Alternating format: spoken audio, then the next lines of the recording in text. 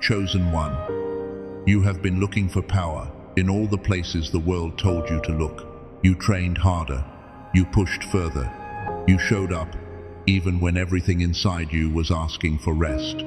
And still, something in you has known that what you have been operating in is not the full thing, not the real thing. There is a version of your power that you have never fully touched, and its absence has been louder than everything you have achieved. That is not failure, that is discernment. The power God placed inside you does not behave the way the world's power behaves.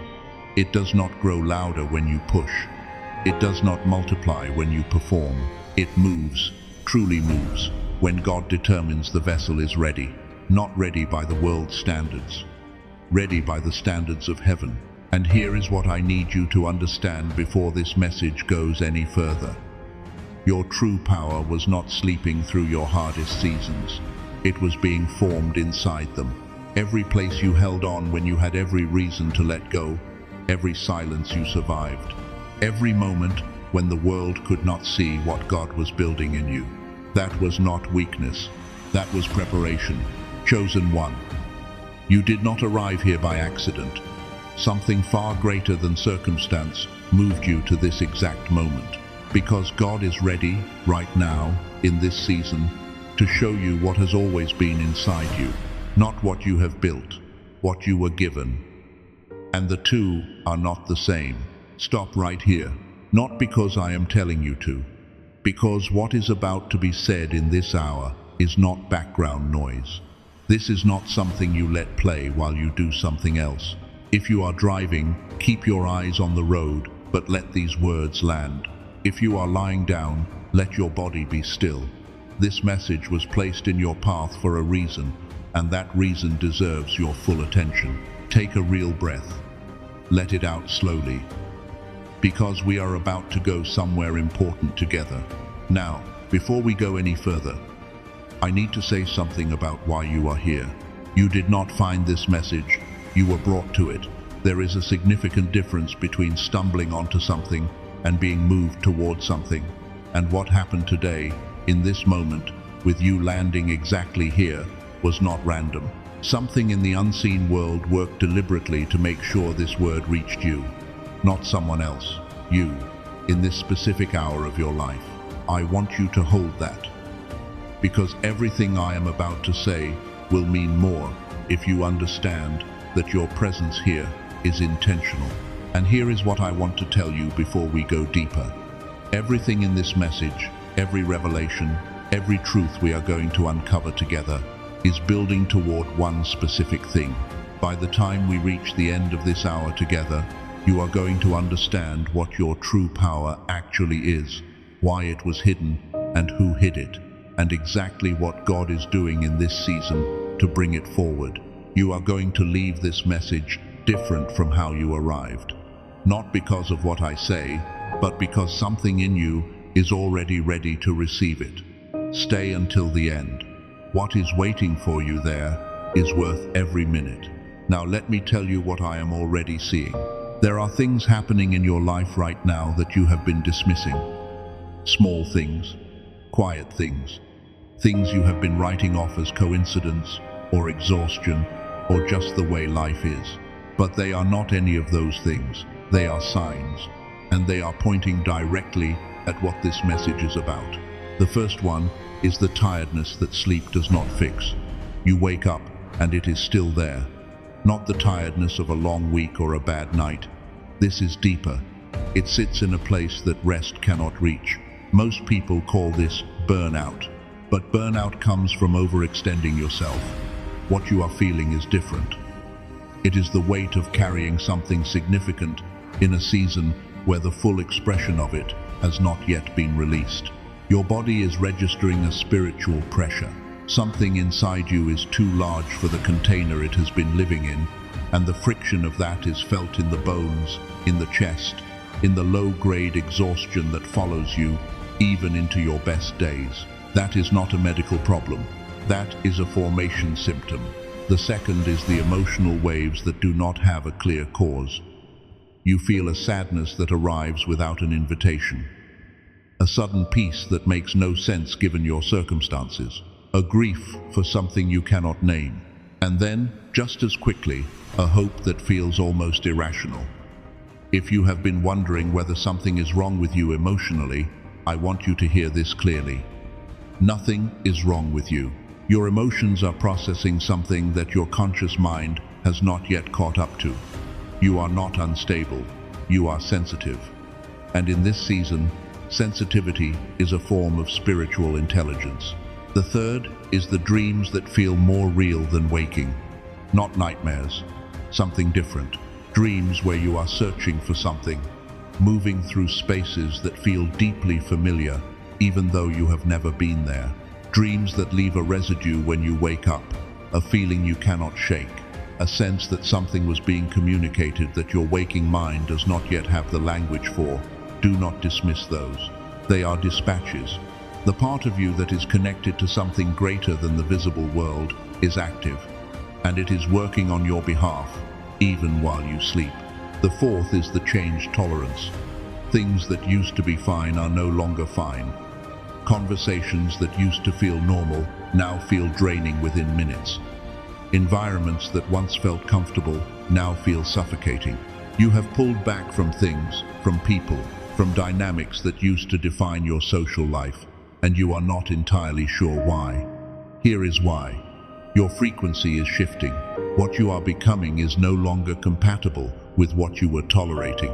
The discomfort is not rejection, it is realignment. The things that are falling away are not losses, they are making room. The fifth is the numbers and the signs that keep appearing at exactly the right moments.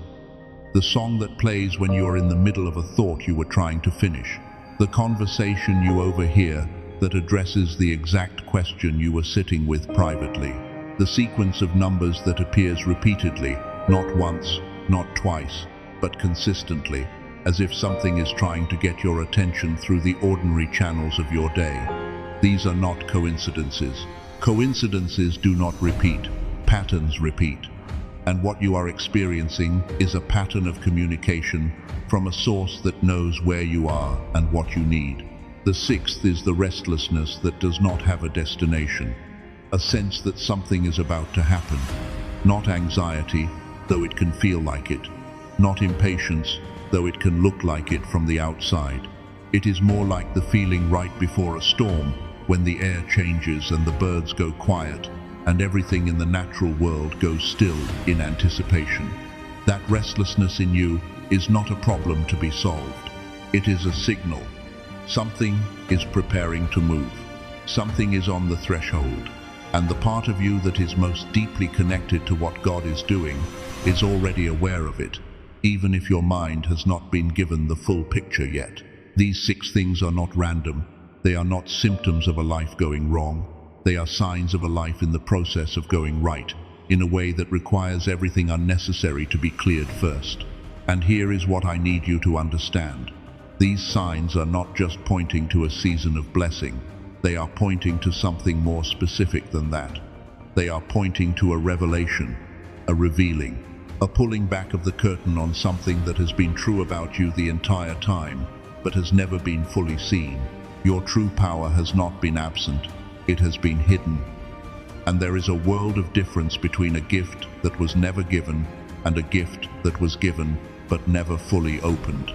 Before we go into what that power actually is, I want to tell you this. What we are about to uncover together is not something I am going to give you. It is something that already belongs to you. I am simply going to help you finally see it. And once you see it, everything changes. There are 2 kinds of power.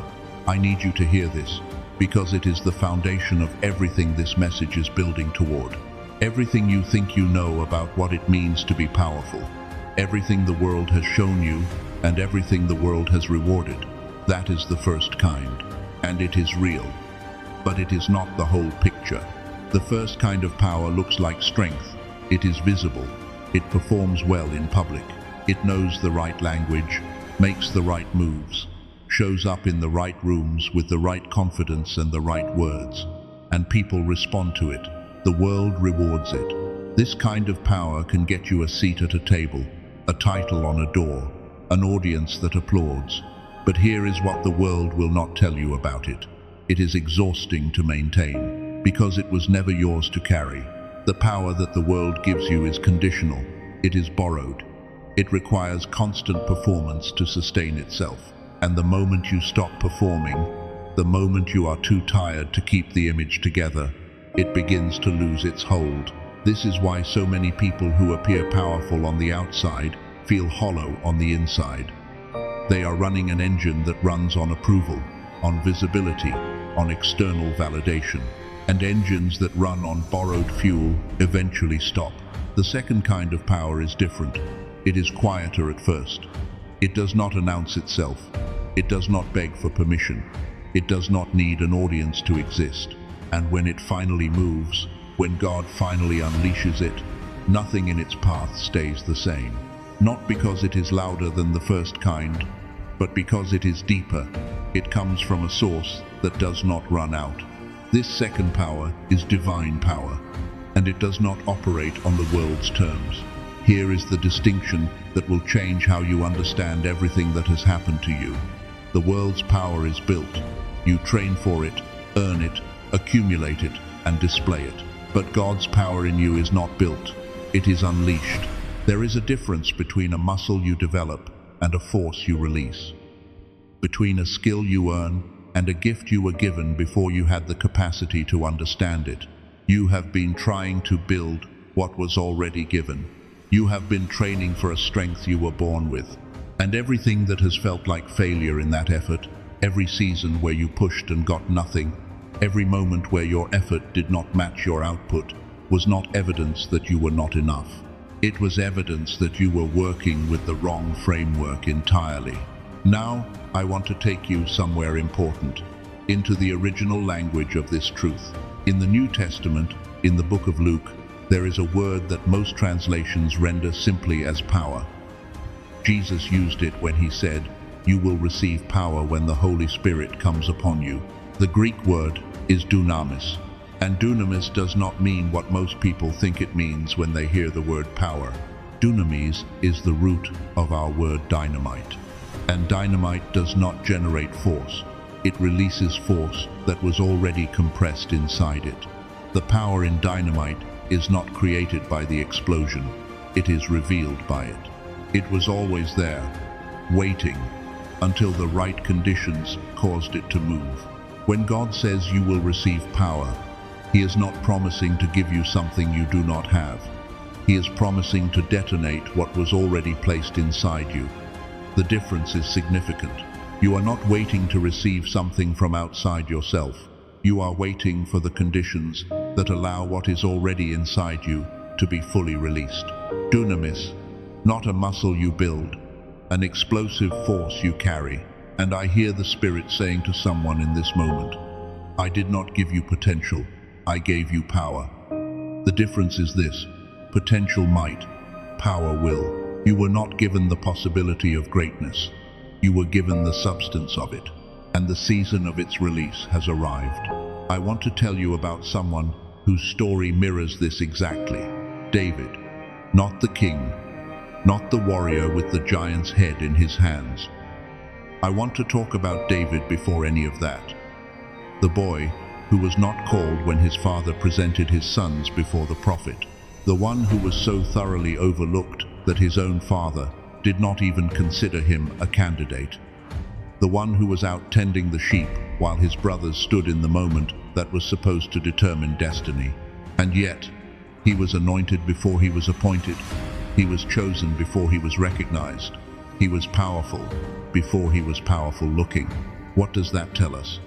It tells us that the power God places in a person does not require the world's confirmation to be real. David did not become the anointed one the moment people saw it. He was the anointed one long before anyone knew his name. The hiding did not create his power. The hiding protected it until the time was right. Your hiddenness, chosen one, is not a sign that God overlooked you. It is a sign that what is inside you was too significant to be exposed before it was fully formed. But here is the deeper layer, and this is where we need to go next, because understanding that you have divine power is only the first part of this revelation. The more pressing question is this: if the power was always there, why has it been so hard to access? Why does it feel like something is blocking it? Why, for so many chosen ones, does that power sit just below the surface, felt but not fully released? The answer to that question changes everything. And it is not what most people expect. What I am about to show you is not a spiritual problem alone. It is a scientific one. And the intersection of those two truths is where your breakthrough actually lives. There is something that happens inside the human mind, specifically inside the human brain, that directly determines your ability to receive, to hear, to perceive, and to act on the power that God has placed within you. And the world, whether intentionally or not, has been systematically interfering with it since you were a child. Let me explain what I mean. Neuroscientists who study human brainwave patterns have identified a specific frequency called gamma, G-A-M-M-A. Among all the brainwave states that the human brain can enter, gamma is the most remarkable.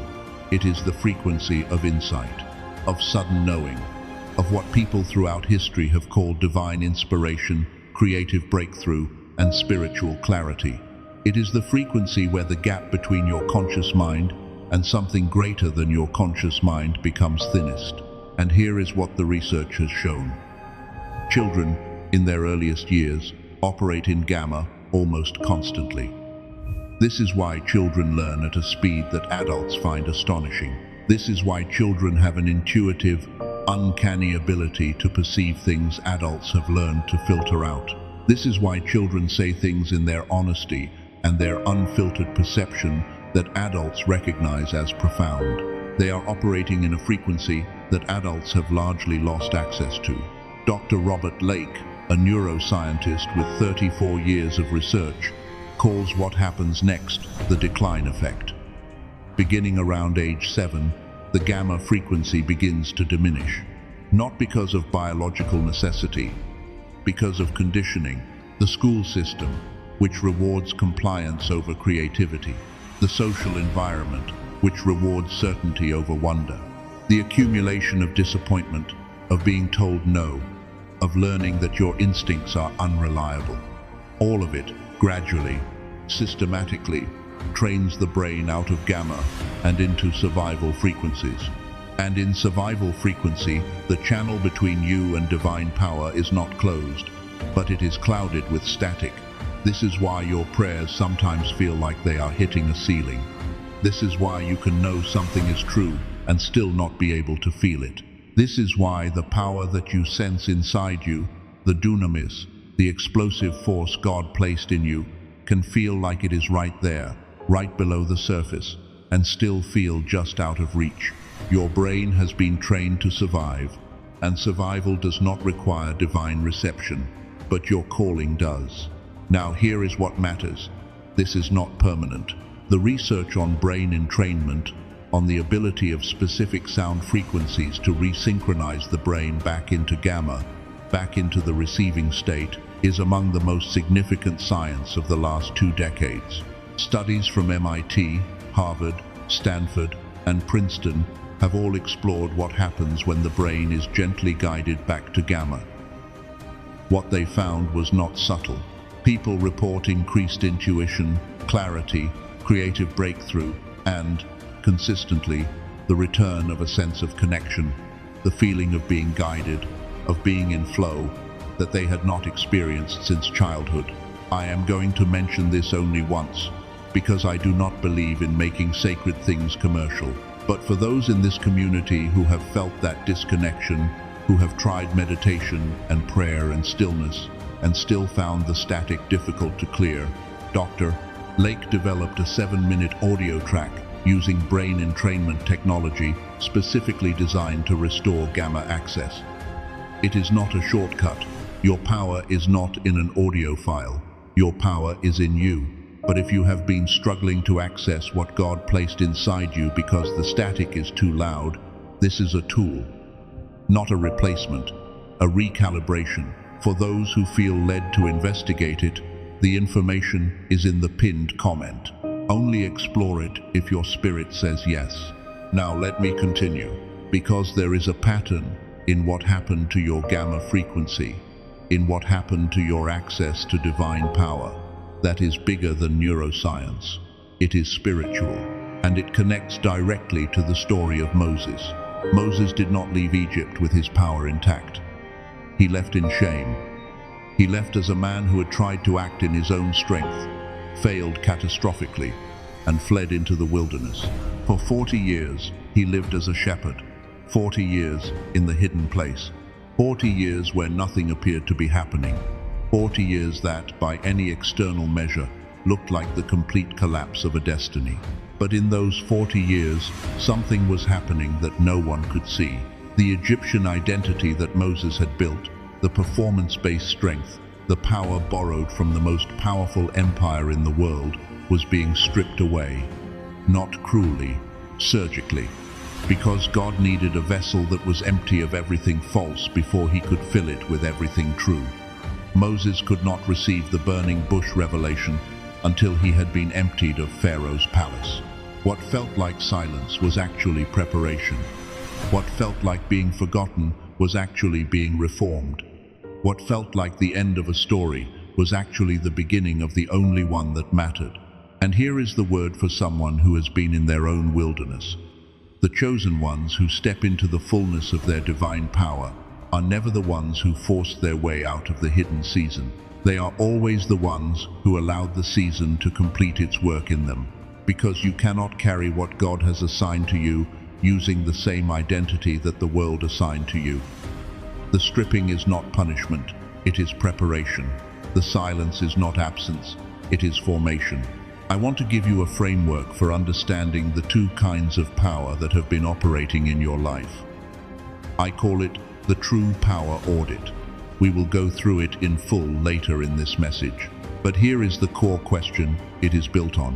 When you have shown strength in the past, was that strength being fueled by something inside you, or was it being fueled by the need for something outside you? That question, answered honestly, will tell you more about where your power has been coming from than years of self-examination. But before we get there, I need to take you deeper. Because we have established that the power is real, that it is yours, that it is divine in origin and scientific in mechanism. What we have not yet addressed is this. Why, even knowing all of this, does it still feel blocked?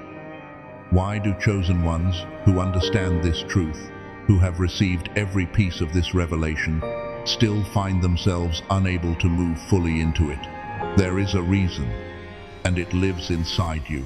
Not outside you, not in your circumstances, not in other people, inside, in the most honest and courageous place in your story. And that is exactly where we are going next.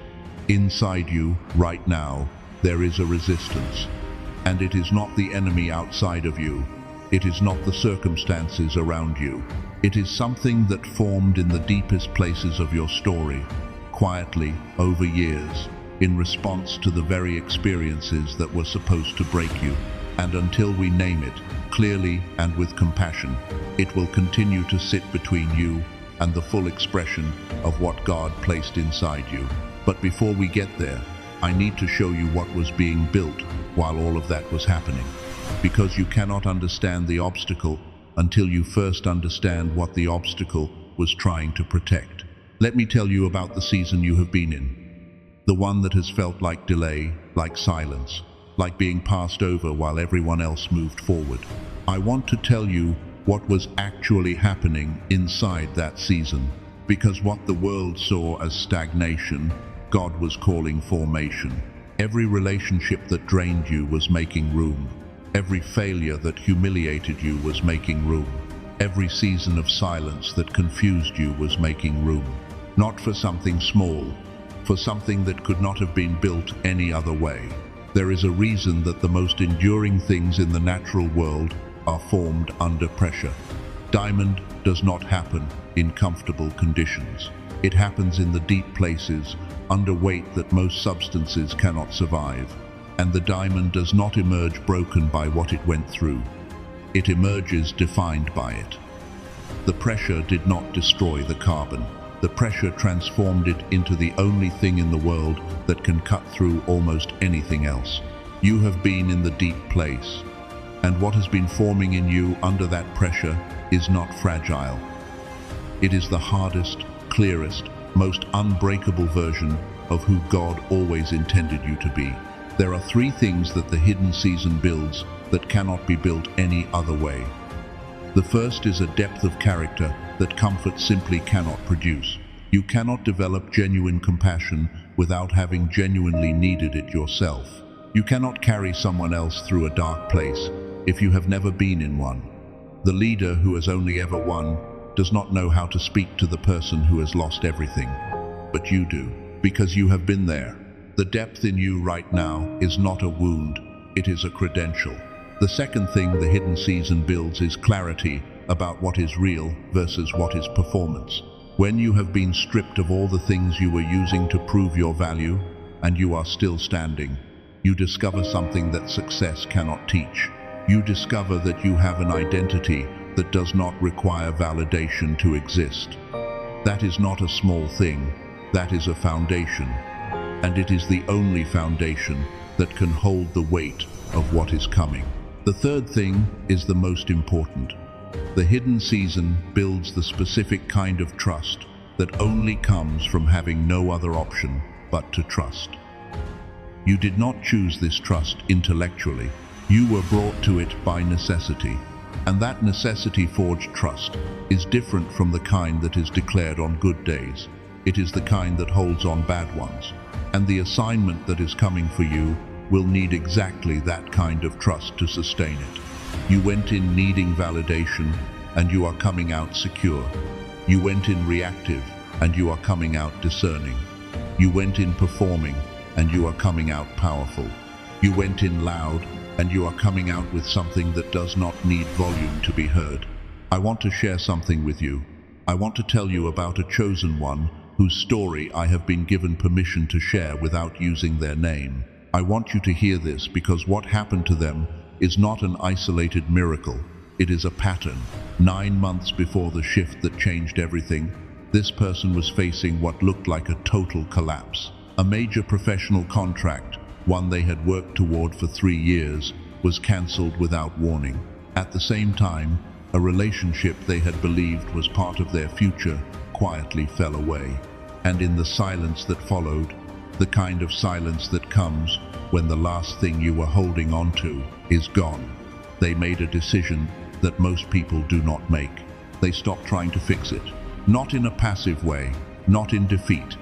In the most deliberate, intentional way possible, they chose 40 days of what they called strategic silence. They stepped back from the platforms, from the noise, from the performance of trying to look like things were fine. They spent those 40 days doing one thing: recalibrating, going back into the frequency of who they actually were underneath everything that had been lost. On day 38, a company they had never contacted reached out to them directly. An unsolicited offer, 6 figures, more than double what the cancelled contract had been worth. And it came not because they had marketed themselves, not because they had hustled, but because in 40 days of silence, something in them had been restored to a frequency that the right things could finally find. He proved himself in silence before he promoted himself in public. I am sharing this not as a formula and not as a guarantee. I am sharing it because it illustrates a pattern I have seen consistently in the lives of chosen ones who take this formation season seriously. The breakthrough that comes after strategic silence is almost never the one that was planned. It is always better, because it is aligned. It is not manufactured by effort. It is drawn by frequency. Now, I said there was something inside you that has been sitting between you and the full expression of your power. And I want to go there with you now, carefully, because this is the part of the message that most people skip over. And it is the part that matters most. There are 2 specific things I want to address. And both of them are things that the world will never validate as real obstacles. Because from the outside they look like success problems. But they are not success problems.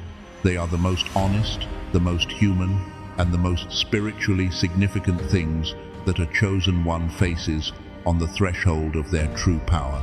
The first is what I am going to call the fear of being fully seen. You want the breakthrough. You have been praying for it, believing for it, holding on for it through seasons that tested every ounce of your endurance. But somewhere underneath the wanting is a quiet terror. What if the breakthrough comes and you are not enough to hold it? What if the visibility exposes something you have been protecting? What if you finally arrive in the fullness of your power and then something in you cannot sustain it? I want you to hear this clearly. That fear is not a sign that you are not ready. It is a sign that you are wise. The people who have crashed spectacularly at the height of their power were not brought down by their enemies. They were brought down by their own unexamined places. Your fear is not weakness, it is awareness. It is the deep intelligence in you that knows the weight of what you are about to carry. And that is not recklessness in the face of it. That is responsibility. The healthy fear that says, I want to carry this well. That is not an obstacle to your power. That is evidence of your readiness for it. The second thing is harder to name. But I am going to name it because I think it is sitting in the chest of almost everyone hearing these words. You feel guilty for changing. You feel guilty for pulling back. For not being as available as you used to be. For protecting your energy in ways that disappoint people who expect your access. For outgrowing conversations that used to define your relationships. For the fact that you are not the same person you were 2 years ago. And some people in your life are grieving the version of you that no longer exists. That guilt sits heavy. It makes you question whether you are being selfish, whether you have abandoned the people who needed you, whether the boundaries you are setting are a form of betrayal dressed up in spiritual language. I want to say something to that guilt. You are allowed to outgrow people. You are allowed to outgrow places. You are allowed to outgrow versions of yourself that no longer fit who God is making you. You are allowed to protect what is being built in you, even when the people who love the old version of you do not understand the new one. You are allowed to become unavailable to what was draining you, and you do not owe anyone an apology for becoming who you were always intended to be. Boundaries are not betrayal. Distance is not rejection. Silence is not cruelty. And the person you are protecting by setting those limits is not just yourself, it is also your assignment. Because you cannot pour into what you are called to if you have already given everything away to what is finished. Now, let me give you something practical. I want to walk you through what I call the true power audit. It is a simple, honest, internal practice. No paper, no writing, no movement required. This is something you do entirely in the space of your own mind, and you can do it right now as you are listening. I want you to think about the last time you showed up as strong, the last time you performed well, handled something difficult, held things together for someone else or for a situation. Hold that memory for a moment. Now ask yourself one question honestly. When you were being strong in that moment, what were you trying to avoid? Were you trying to avoid someone's disappointment? Were you trying to prove something to someone whose approval you needed?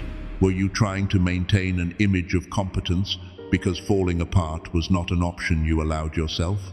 Or, and this is the harder question, were you simply doing what your calling required without needing anyone to see it, without needing the outcome to validate your effort? The answer to those questions will tell you which kind of power you were operating in. And there is no shame in the answer. Most of us have been running borrowed fuel for a long time. The point of the audit is not condemnation. The point is clarity, because you cannot shift to divine power if you cannot identify when you are operating outside of it. If you want to mark this moment, if you want to do something intentional with what you are discovering right now, drop one word in the comments.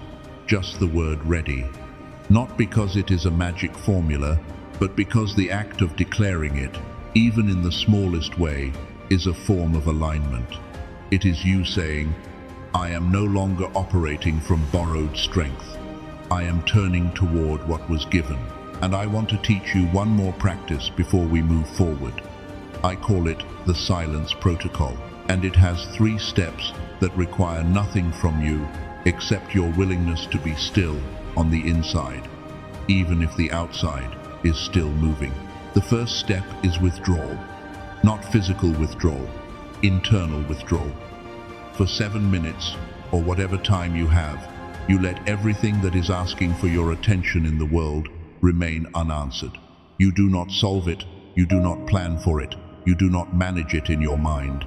You simply set it down on an imaginary shelf and tell it, I will return to you. But for this moment, I am not available. The second step is receiving.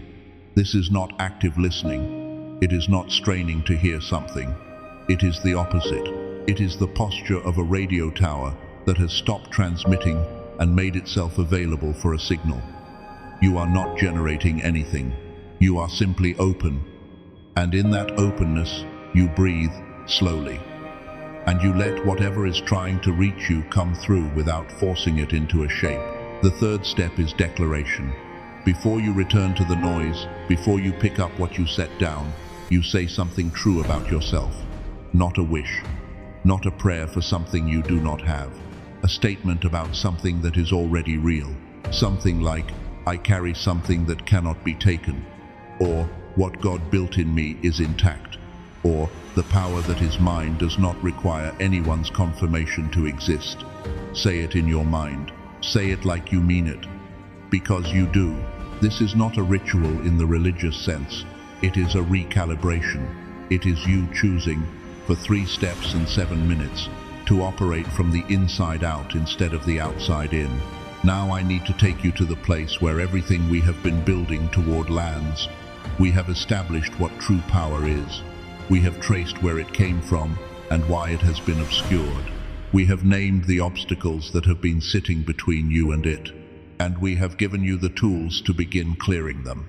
But there is one more revelation, the one underneath every revelation, the one I have been building toward since the first word of this message. And it is this: everything I have told you up to this moment has been true. But it has also been preparation for something more significant. Because knowing that you have divine power is one thing. Understanding where that power was actually formed and what that means for who you are right now is something else entirely. Stay with me, because this is where everything changes. Everything I have said up to this moment has been building to this.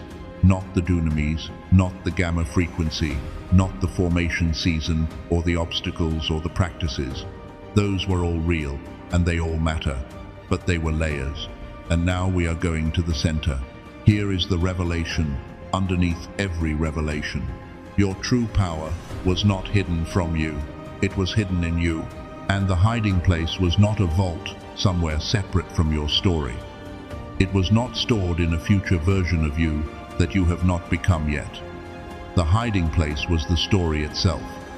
Every difficult chapter, every silent year, every moment that felt like loss and confusion and being behind and not enough. The power was not somewhere outside of that. It was inside of it. It was being formed by it. This is the truth that changes everything. Not just intellectually, in the bones. Every chosen one I have ever known who stepped into the fullness of their true power did not find it at the top of a victory.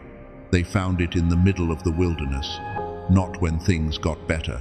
When they decided, in the middle of the hard, that they were already whole, that what was in them was already real, that the power did not need the outcome to prove it existed. That is not the world's understanding of power. The world says power is proven by results. God says power is revealed by endurance. The world says your strength is measured by what you achieve. God says your strength is measured by what you carry and still choose to rise. And I hear the Father saying to someone in this moment, I did not break you to punish you. I broke you open. There is a difference. What was inside you needed more space than the shell could hold. That was not destruction, that was emergence. You were not being reduced. You were being made large enough to hold what I always intended you to carry. What looked like isolation was incubation. What looked like loss was space making. What looked like delay was deepening. What looked like being overlooked was being protected from what you were not yet ready for. Your true power is not coming. It is not being sent from somewhere outside of you. It has been inside you, in every chapter of this story, waiting for the moment you stopped looking for it where the world said it would be, and turned inward, to where God actually placed it. That moment is now, and I want to tell you something specific about who you are. Because we have talked about power in general terms, and now I want to get particular. I want to name some things about you that are not wishful thinking. They are observations. They are things that I believe are true about the person who finds their way to a message like this one, at a time like this one, in a season like this one. You are a spiritual warrior. I do not mean that in a performative way. I mean that you have held ground under pressure that was specifically designed to collapse you.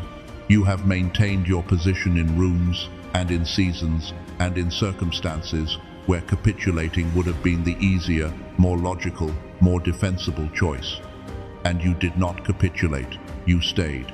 That staying, that refusal to be defined by what tried to reduce you, that is not personality. That is the mark of someone who carries something too significant to surrender. You are a light bearer, and I want to be precise about what that means. You do not carry light as a performance, you carry it as a presence.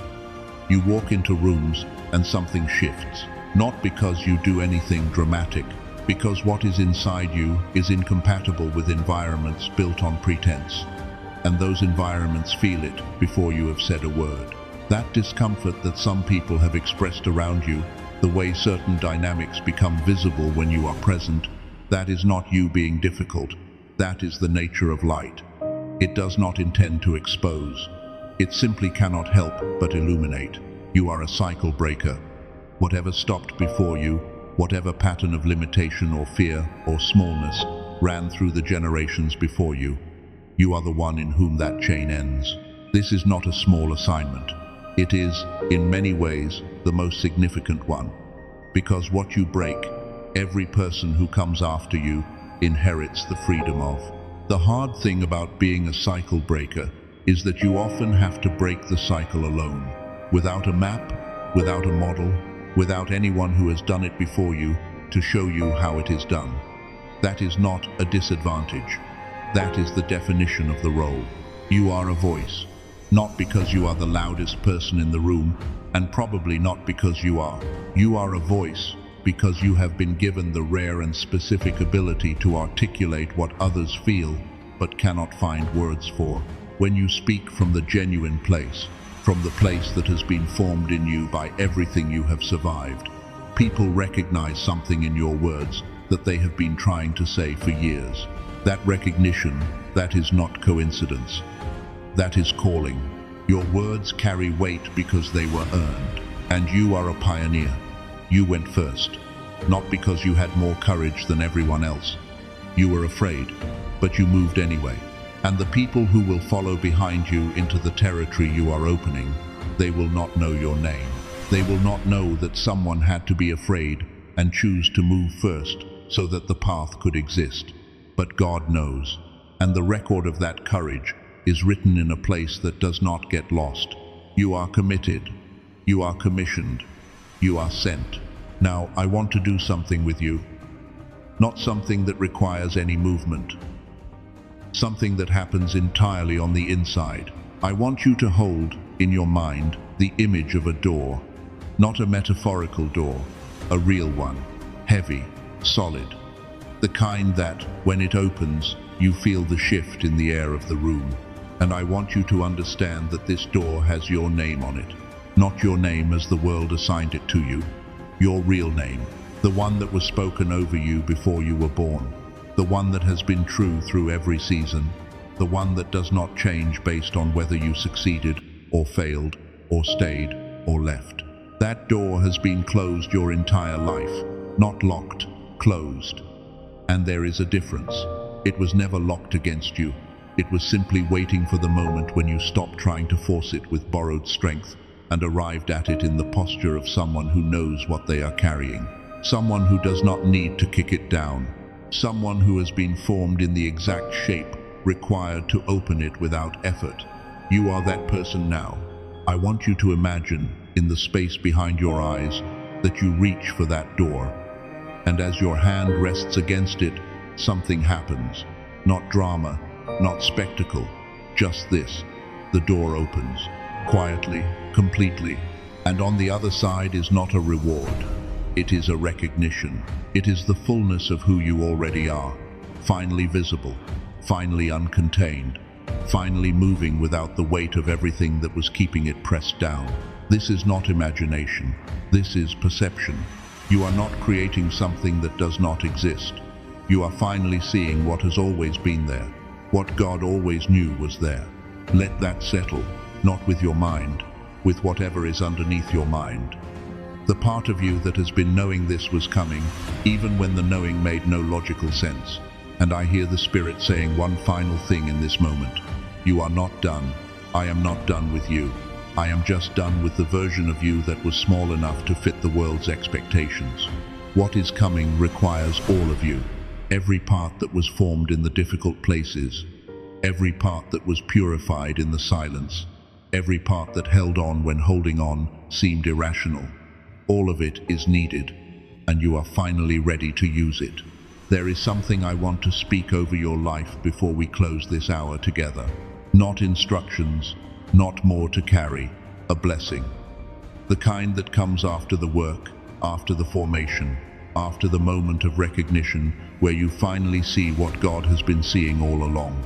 Let me speak into 3 specific areas, because what God is reorganizing in your life is not happening in one place.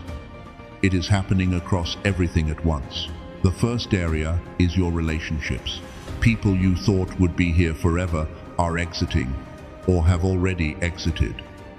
And some of them left quietly, without drama, which almost made it harder to process because there was no clear reason to point to. They simply stepped back, and you felt it before you understood it. Here is what I want you to know about that. It will hurt. You will question, in honest moments, whether you pushed them away, whether the changes in you made you hard to be around, whether the boundaries you set were actually just another way of being alone. I want you to sit with that question long enough to hear the honest answer, and then I want you to release it. Because the people who are exiting your story are not exiting because you became less. They are exiting because you became more. And what you are becoming requires space that those relationships were not designed to hold. Do not try to hold what is already over. Do not force what is already releasing. Trust the clearing. Because here is what I have seen consistently. Just when a chosen one thinks they are facing a season of total aloneness, just when the last of the familiar connections has faded, the right ones begin to appear. People who speak your language without needing a translation. People who recognize what you carry without needing you to explain it. People who are on the same road, in the same season, moving toward the same things. Those people are already on their way. The clearing was making room for them. The second area is your purpose. The clarity that has been building in you, quietly, underneath the confusion of the last season, is about to become unmistakable. The assignment that has been present in you as a feeling, as a pull, as a sense of something specific that you were created for without being able to fully articulate it, is about to crystallize. And when it does, you may feel overwhelmed by the size of it, by the distance between where you are and where it seems to require you to be. I want to speak directly to that feeling. Do not scale down the vision to make it feel more manageable. The discomfort you feel when you hold the full size of your calling is not a sign that you misread it. It is a sign that your calling is genuinely larger than your current capacity, and your current capacity is not the ceiling. God does not give an assignment and then leave the assigned without provision for it. The size of your calling is not your problem to solve. It is His design to fulfill. Your job is to hold it without apology and move toward it one step at a time. The third area is provision. I want to say something carefully here, because this is the area where false promises are most often made, and I am not going to make you one.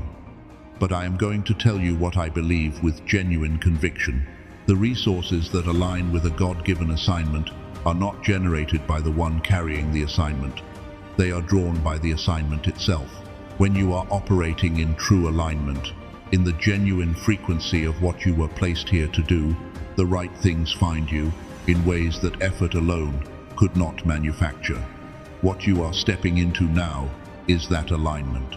And as you step into it, you may find doors opening that you did not knock on, and connections forming that you did not engineer, and provision arriving in forms you did not anticipate. When that happens, I want you to receive it without suspicion. God does not send provision to test whether you will reject it. He sends it because the work requires it. You are allowed to receive. For those entering this season, and I want to be honest, that not everyone in this message is in the same place on this journey. Take what resonates. Trust the rest to come when it is time. There is no single timeline for what I am describing. There is only the right time for the right person. And if something in this hour has been speaking directly to something in you, that is not coincidence. That is confirmation. Now let me close this in the way it deserves to be closed. You came into this hour carrying something. I do not know the full weight of what it was, but something in you was ready to set it down, or at least to understand it differently. And I want to honor that. I want to honor the version of you that chose to stay and listen, even when part of you wanted to dismiss this and move on to something easier. That choice was not small. In the life of a chosen one, the choice to remain present when the invitation is toward truth rather than comfort, that is one of the most significant things you can do. And you did it today. May the power that was formed in your silence now speak in your presence. May the strength that was built in your hidden years now be visible in your public ones. May everything that God placed inside you before the world had a chance to define you now rise without apology, without limitation, and without shame. You are chosen. You are prepared. You are unleashed. And I hear the Father saying one final thing. Welcome home. This is who you always were, and it is time. Before you go, I want to mention one more thing for those who feel drawn to take a practical next step in what we discussed today, specifically the recalibration of the receiving frequency, the gamma activation that Dr. Lake's research points to. The information for that 7-minute audio resource is in the pinned comment. It is not for everyone. It is not a replacement for what God is already doing in you. But if you have found it difficult to access stillness, if the static has made the silence feel unavailable, it may be worth investigating. Only explore it if your spirit says yes. For those who want to stay connected with this community and continue receiving what God is releasing through this space, consider subscribing. There are chosen ones here who need what you carry. Your presence in this community matters. And if something in this hour landed for you, if there was a single moment where you felt seen or shifted or understood in a way you needed, I want to hear about it. Leave a comment below. Tell me the one thing you are carrying with you when you leave this message today. I read every response. And what you share may be exactly what another chosen one needed to hear. This was not an accident. You were here because something greater than circumstance brought you here, and neither is what comes next.